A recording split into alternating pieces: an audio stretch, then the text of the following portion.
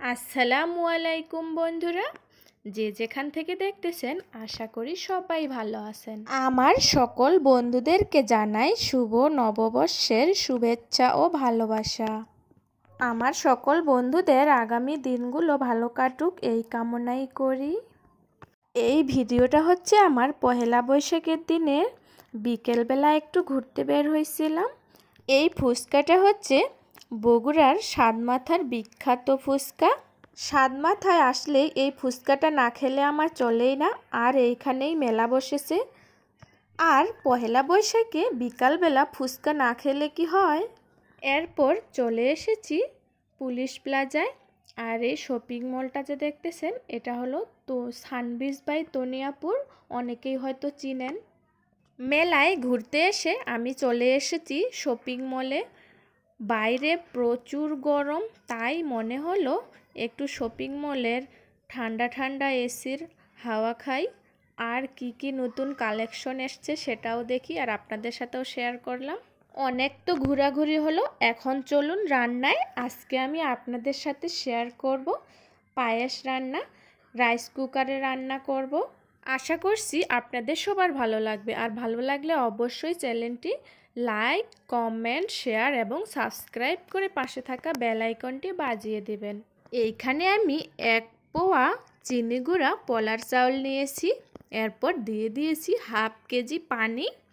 আর এখন আমি এই চাউলটা সিদ্ধ করে নেব রাইস কুকারে। আর এই পায়েসটা আমি রাইস কুকারেই রান্না করে দেখাবো। আর রাইস কুকারে রান্না করাই আমার মনে হয় বেশি সহজ। আপনারা চাইলে চুলায় রান্না করে নিতে পারেন সেমভাবেই। এরপর দিয়ে দেওয়া হচ্ছে দারুচিনি, তেজপাতা আর হচ্ছে সাদা এলাচ।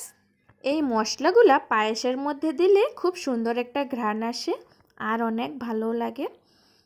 এখন এই চালটাকে ভালোভাবে সিদ্ধ করে নিতে হবে, একেবারে ভাতের মতো করে নিতে হবে।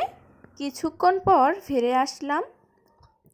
এই যে দেখেন কত সুন্দরভাবে পানিগুলা সব শুকিয়ে গেছে আর একবারে ঝরঝরে হয়ে গেছে। এখন দিয়ে দেওয়া হচ্ছে দুধ। এইখানে আমরা 1 কেজির মতো দুধ ব্যবহার করেছি। আর পায়েসের মধ্যে যত দুধ দিতে পারবেন পায়েসের স্বাদ কিন্তু তত বেশি হবে। আর এই গরুর দুধগুলো হচ্ছে আমাদের বাসারই গাইয়ের গরুর খাঁটি দুধ একবারে। দুধ দেওয়ার পর আমি চিনি দিয়ে দিয়েছিলাম আর চিনি দেওয়ার ভিডিওটা নিতে পারিনি। এইখানে আমি 1 কেজি চিনি ব্যবহার করেছি।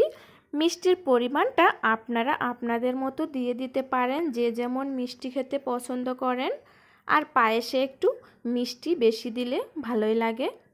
চিনি দিয়ে দেওয়ার পর ভালোভাবে নাড়াচাড়া করে দিয়ে এরপর দিয়ে দিতে হবে ঢাকা। এই যে দেখুন ঢাকা দিয়ে দেওয়া হলো। আর কিছুক্ষণ পরেই পায়েস একবারে রেডি হয়ে যাবে। খুবই একটা ইজি রেসিপি, ঝটপট বানিয়ে নিতে পারেন। বাসায় যদি রাইস কুকার থাকে চুলার কাছে না গিয়ে কোনো ঝামেলা ছাড়াই রুমে বসেই ঝটপট এইভাবে পায়েস বানিয়ে খেতে পারেন। আর মাঝে মাঝেই মিষ্টি খেতেও ইচ্ছে করে, আর যখনই ইচ্ছে করবে এইভাবে বানিয়ে নিতে পারেন। আশা করি আপনাদের সবার ভালো লাগবে। আর এখনও যারা আমার চ্যানেলটি সাবস্ক্রাইব করেননি অবশ্যই সাবস্ক্রাইব করে পাশে থাকা বেল আইকনটি বাজিয়ে দিবেন। লাইক কমেন্ট করতেও একদম ভুলবেন না। আর অবশ্যই বাসায় এইভাবে পায়েস রান্না করা ট্রাই করে দেখবেন। আশা করি সবার ভালো লাগবে। আজকে এখানেই শেষ করলাম। সবাই ভালো থাকবেন, সুস্থ থাকবেন। আবার দেখা হবে নতুন কোনো রান্নার ভিডিও নিয়ে। ততক্ষণে সবাই ভালো থাকবেন। আল্লাহ হাফেজ। আসসালামু আলাইকুম।